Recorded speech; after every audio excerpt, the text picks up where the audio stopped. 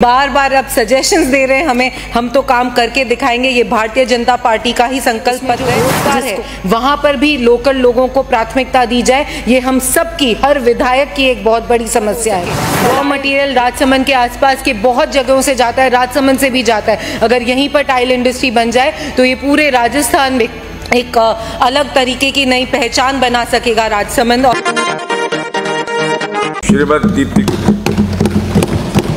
माननीय सभापति महोदय, आपने मुझे मांग संख्या 26, 32 और 56 पर बोलने का अवसर दिया, उसके लिए बहुत बहुत आभार, धन्यवाद।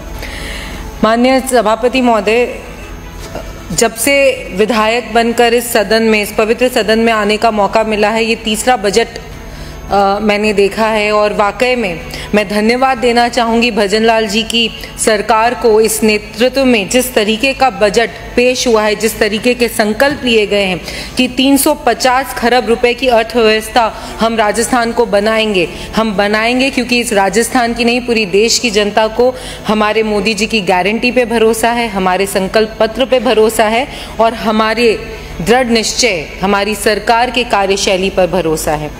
हमारे पिछले 5 साल से जब बेरोजगारी भत्ते की बात हुई थी, जब युवाओं को रोजगार की बात हुई थी, जब हम लोग चिल्ला कर इस सदन में बोल रहे थे कि आप जो भी कार्य करें युवाओं के लिए करें, उनके रोजगार के लिए बात करें, और जब यहाँ पर बड़ी एक बात कही गई थी कि MOU हमने इतने करोड़ के साइन करे, 1500 करोड़ के शायद MOU साइन हुए थे, और उस समय से आज तक इन्वेस्टमेंट नहीं आया, सॉलिड वेस्टेज नहीं हुआ। तो ये बार बार अब सजेशंस दे रहे हैं हमें, हम तो काम करके दिखाएंगे। ये भारतीय जनता पार्टी का ही संकल्प पत्र है, जिसको बार बार घोषणा पत्र बोल रहे हैं। घोषणा तो हम करते नहीं, हम संकल्प लेते हैं, और इस संकल्प पत्र के 45% कार्य ऑलरेडी हो चुके हैं। ये है भजनलाल जी की सरकार और ये है उनका दृढ़ निश्चय। उद्योग की बात करते हैं तो जिस क्षेत्र से मैं आती हूँ माननीय सभापति महोदय, राजसमंद मार्बल इंडस्ट्री एक बहुत बड़ा, हमारे यहाँ पर मार्बल को लेकर समस्याएं भी होती है और एक बहुत बड़ी इंडस्ट्री भी है। सबसे पहले तो मैं धन्यवाद देना चाहूँगी मंत्री महोदय को कि उन्होंने हमारे यहाँ पर मार्बल मंडी बनाने की सौगात दी है, उसके लिए आपका बहुत बहुत आभार और तहे दिल से राजसमंद के मेरे पूरे परिवार की तरफ से आपको धन्यवाद।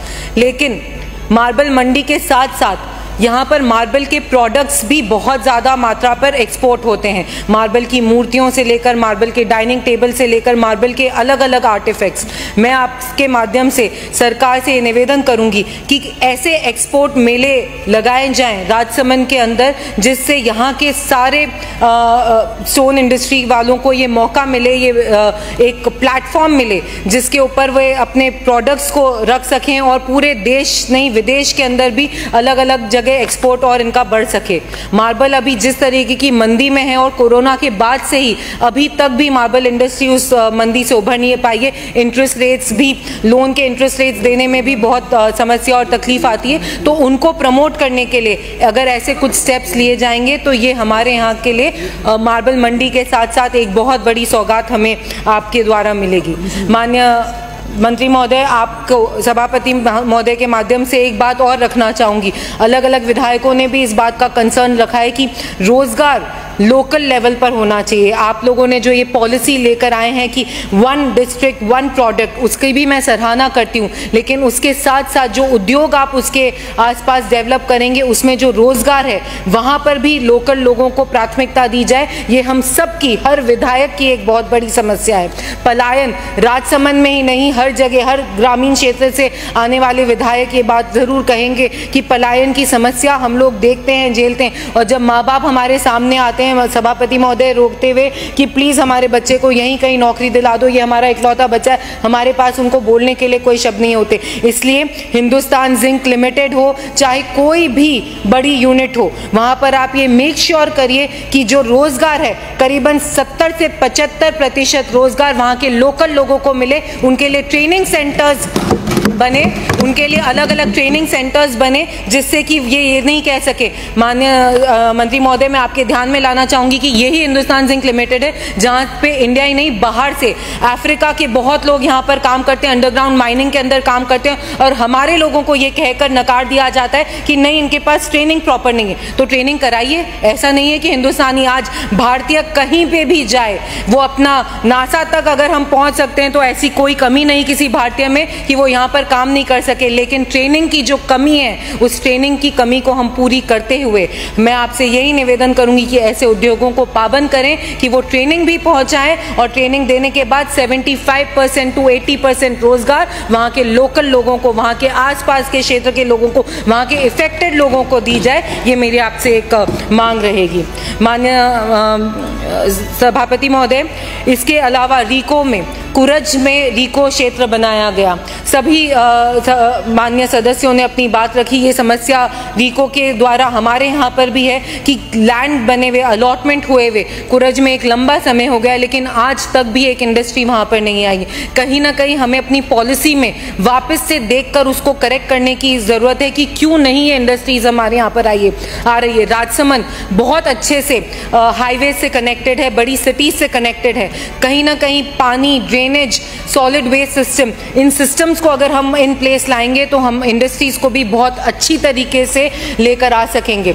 माननीय सभापति महोदय, मोरबी गुजरात के अंदर एक बहुत बड़ा टाइल का हब बन चुका है, लेकिन राजसमंद में ऐसी कोई कमी नहीं। गैस पाइपलाइन का काम चालू हो गया है। मैं चाहूंगी कि उस गैस पाइपलाइन के काम को जल्द से जल्द पूरा करा जाए और राजसमंद तक वो गैस पाइपलाइन चालू की जाए ताकि टाइल इंडस्ट्री का डेवलपमेंट यहाँ पर हो सके। रॉ मटेरियल राजसमंद के आसपास के बहुत जगहों से जाता है, राजसमंद से भी जाता है। अगर यहीं पर टाइल इंडस्ट्री बन जाए तो ये पूरे राजस्थान में एक अलग तरीके की नई पहचान बना सकेगा राजसमंद, और राजस्थान में भी उसी तरीके का एक्सपोर्ट और हो सकेगा।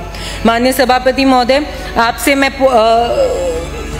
रोजगार के उत्थान के लिए जो ट्रेनिंग्स हो रही है, जिस तरीके का प्रोग्राम्स की जो साइज ली जा रही है, युवाओं को जिस तरीके की ITI और पॉलीटेक्निक कॉलेजेस इतने एजुकेशन देने के लिए, स्किल डेवलपमेंट करने के लिए बने गए, लेकिन आज भी अगर हमारे यहाँ पर मैं स्टोन इंडस्ट्री या गैंगसो एसोसिएशन से बात करूँ तो उन लोगों को स्किल लेबर नहीं मिल पाती है। वो ये कहते हैं कि हमारे पास तो स्किल लेबर की कमी है। तो कहीं ना कहीं ये जो गैप है, यानी उन कॉलेजेस में वो प्राथमिकता से स्किल डेवलपमेंट की कोर्सेज किए जाएं जिनसे रोजगार यहाँ के लोकल लोगों को मिल सके।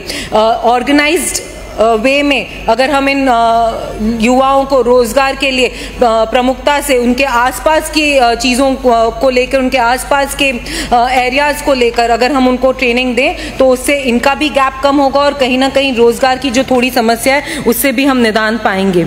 माननीय सभापति महोदय, जिस तरीके से 1 डिस्ट्रिक्ट और 1 स्पॉट पॉलिसी लेकर आए हैं उसका भी मैं बहुत बहुत धन्यवाद और आभार व्यक्त करती हूँ। राजसमंद जिस विधानसभा क्षेत्र से मैं आती हूँ वहाँ पर एथलेटिक्स, भली खेल रनिंग की बात की जाए, भली कुश्ती की बात की जाए, बहुत सारे खिलाड़ी नेशनल और स्टेट लेवल पर भागीदारी रखते हैं और खिताब भी जीत कर आते हैं, लेकिन कहीं ना कहीं आज भी ट्रेनिंग के लिए कहीं ना कहीं कमी है। 4000 की जो आपने भत्ते की बात इस बजट में रखी है उसके लिए भी मैं आपका बहुत बहुत धन्यवाद और आभार देना चाहती हूँ, लेकिन फिर भी भली CSR फंड के माध्यम से, भले ही आसपास के भामाशाहों के माध्यम से इन बच्चों को स्पेशल चीज़ों की जो बहुत महंगे आते हैं, छोटी छोटी चीज़ें, शूज़, रनिंग शूज़ 12-13 हज़ार 15 हज़ार के नीचे नहीं आते। इनके प्रोटीन सप्लीमेंट्स की हमारे पास बातें आती है कि मैम ये सप्लीमेंट्स खरीदने के लिए हमारे पास उतने पैसे नहीं होते, because they all are very expensive. आप खुद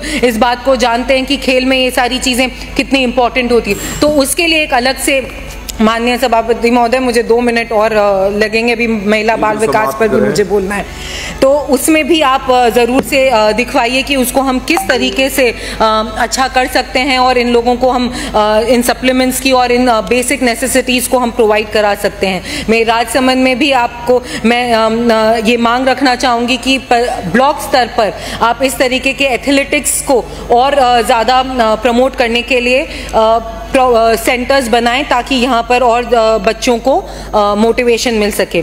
माननीय सभापति महोदय, भजनलाल जी की सरकार जब से बनी है, सबसे पहले तो मैं फिर से बहुत बहुत धन्यवाद देना चाहूँगी कि महिलाओं के लिए जिस तरीके से तृतीय श्रेणी में 50% आरक्षण दिया गया उसके लिए मैं बहुत बहुत धन्यवाद देना चाहती हूँ। और यही नहीं, 15 लाख लखपति दीदी बनाने का जो संकल्प लिया है, जब हम औरतों के बीच में, ग्रामीण क्षेत्र की औरतों के बीच में, और कुछ समुदाय ऐसे हैं जहाँ पे महिलाएं आज भी घर से बाहर नहीं निकल पाती, उन महिलाओं के लिए ये समूह इतने लाभकारी हैं और वो खुद कहती हैं कि आप हमें इन समूहों के द्वारा द्वारा हम घर बैठे किस तरीके से रोजगार कर सकते हैं, किस तरीके से स्वावलंबी हो सकते हैं, उसके लिए जो आपने ये स्कीम्स बनाई हैं उसका हम बहुत बहुत धन्यवाद देते हैं। लेकिन फिर भी आज भी कुछ कुछ समस्याएं हैं। कामकाजी महिलाओं की वर्किंग वुमेन हॉस्टल्स आज भी बहुत से शहरों में नहीं। मेरे राजसमंद में मैं चाहूँगी कि एक वर्किंग वुमेन हॉस्टल मिले, ताकि यहाँ पर जो महिलाएं गाँव से आती हैं शहर में काम करने के लिए, उनको एक सुविधा मिले, उनको एक कम दरों में, कम रेट में वहाँ पर रुकने का एक अच्छी जगह मिले। उसके लिए मैं आपसे निवेदन करूँगी। आंगनबाड़ी की समस्या हर सदस्य की है यहाँ पर। मैं 2 मिनट और लूँगी। आंगन और बाकी के मैं अपने सब टेबल करना चाहूँगी।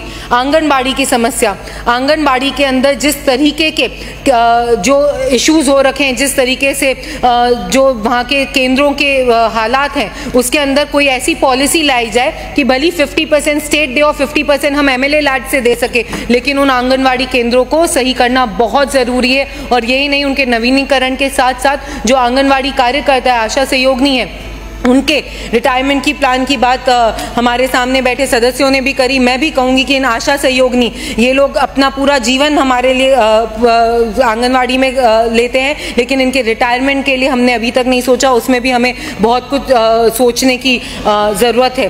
आंगनबाड़ी केंद्र DMFT फंड के द्वारा भी, हर जिले में DMFT फंड है, उस DMFT फंड के द्वारा भी अगर ये तय कर दिया जाए सरकार द्वारा कि 25 आंगनबाड़ी हम हर साल सही करेंगे, तो ये आंगनबाड़ी की समस्याएं दूर हो जाएगी। एक लास्ट पॉइंट कहते हुए मैं अपने सारे विषय टेबल करना चाहूँगी, अपने मांगों को। आंगनबाड़ी केंद्र के अंदर जो शहरों में जो प्रमुख जगहों पर आंगनबाड़ी केंद्र है, वहाँ पर डे केयर सेंटर्स भी बनाया जा सकते हैं। उन डे केयर सेंटर्स से ये होगा कि जो कामकाजी महिलाएं अपने बच्चों को रखना चाहती हैं, वो उधर रख सकती हैं, उन बच्चों का भी अच्छी तरीके से पोषाहार की उनकी व्यवस्था हो सकेगी। आपने मुझे बोलने का मौका दिया, उसके लिए बहुत बहुत धन्यवाद।